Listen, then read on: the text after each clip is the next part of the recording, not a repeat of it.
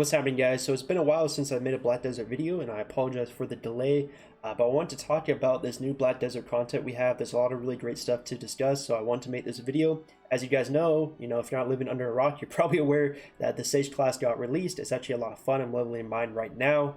And with that, they're doing some really great changes for the game. So they talked about in this little patch note right here that since the Sage class can't be created as a season character, as we know the winter season is wrapping up, so you can't make another season character, talking about new players or people who are starting the game as the Sage class might be worried that they don't have the same benefits you would have on the season server with the Tulio gear and how easy it is to gear up, because you don't.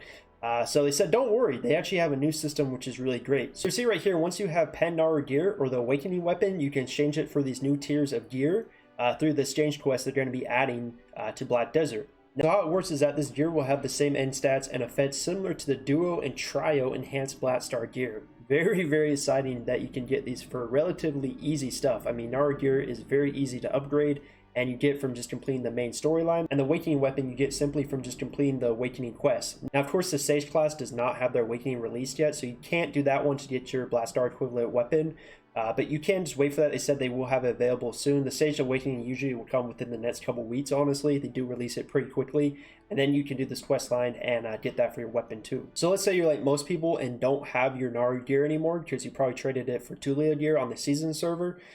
Basically all you have to do is the main storyline. So you can do it on your Sage class. If you're leveling up, you'll probably do the main storyline anyways. You'll get Naru gear from this.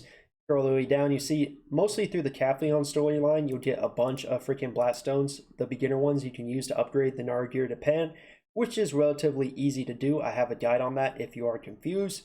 And with this, if you don't have the Naru gear, so let's say you're on the season server and you traded your Pen Naru gear for Tulio gear, you probably don't have the Naru gear anymore, so you can actually use the beginner Blackstones to buy more Naru gear. So you'll see right here down below, you can exchange these for Naru main weapons or sub weapons, and if you have the armor Blackstones, you can exchange them for Naru gear, 5 for Naru accessories, and 1 for Naru armor. So if you don't have the Naru gear, you can still get the beginner Blackstones and just trade them for more Naru gear. So even if you don't have it anymore, it's not really that big of a deal. But the main thing for me is I'm just going to do the main storyline, and that's going to be the easiest way to get your Naru gear. It's definitely worth doing if you want to gear up another character, because it's just so insanely easy to upgrade the Naru gear and get it. Of course, you have to go through the main storyline again, and if you've done it for the 100th time, it could be a little annoying, but either way, I was going to do it anyway for the Sage character. So just recommend doing that if you have it. And then of course the Awakening weapon, as I said, is from the Awakening quest you get at level 56, and the Sage doesn't have it yet, so you'll have to wait a little bit for that. Any other class, you can do it right away and have it ready for when they add these quests to the game, so you can get your Tri Blackstar gear. Once they do release the exchange quest, I will make another guide on it. It probably will be pretty simple from the looks of it. It seems like you just have to maybe talk to like an NPC and trade over the Pen Naru gear. I don't really think it's going to be that complicated, but either way, I will make a video on that when they release it. If you have any questions on this, let me know in the comments below. I think this is a really great idea, because when I was thinking about them releasing the Sage class, I was thinking, well, you're not going to make it as a season character, so it's not going to be as easy to gear up. And I was thinking that might be kind of annoying for new players, but the fact that they're doing this is a really great idea, so I love this. So one other thing I wanted to talk about is the Kapotia accessories you get from leveling up. This is something I was hoping they would revamp for a very long time now, so it's really great to see this. So if you see right now, you go to goal, and if you gain level 64, you'll get 1 Kapotia necklace. A very underwhelming item considering they gave it for free, right? You'll see right here they gave everyone the same Kapotia necklace simply just from logging into the game. Versus you get this item for getting level 64, which takes thousands of hours grinding on character, thousands. It's just kind of ridiculous how bad a reward it is. So finally they're revamping this and giving better rewards, which I think is a great idea. Let's look at some of the stuff they have on the webpage.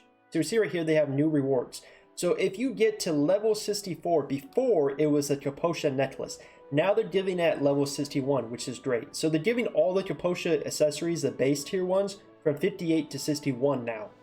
Also, level 62, you'll get a Tri Kapotia ring, 63, a Kapotia earring tri, 64 Kapotia belt tri, and then finally at level 65 you'll get a Tri Kapotia necklace. All you're going to be getting your Kapotia accessories much quicker at the early levels. So level 58 takes barely any time whatsoever. I will have to say the 65 reward is decent, but I think it would have been better off for a Pen Kapotia necklace, because if you're getting to level 65, even a Tri Kapotia necklace is not going to be that good AP wise. You're going to have a much better necklace, honestly, with that much time invested into your character. The crazy amount of hours you would put into get level 65. So the rewards are better on paper, but I think they could have been a little bit better. They should at least give a Pen Kapotia belt and a Pen Kapotia necklace, considering you get a Pen Kapotia belt anyways just from doing the winter season server.